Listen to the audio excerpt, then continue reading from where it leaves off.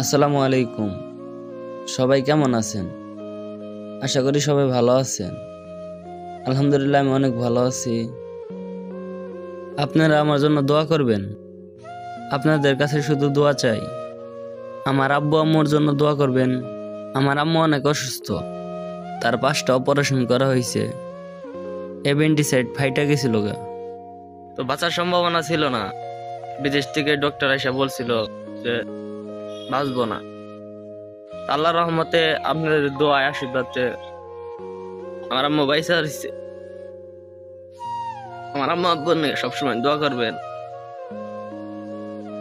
আর আপনারা অনেকেই বলেন যে ভাই আপনি কি করেন, আপনি মেসেজে রিপ্লাই দেন না, কমেন্টে রিপ্লাই দেন না। তো ভাই আসলে আমি মধ্যবিত্ত ঘরের একটা সন্তান। আমি সারাদিন কাজ করি, আবার সারা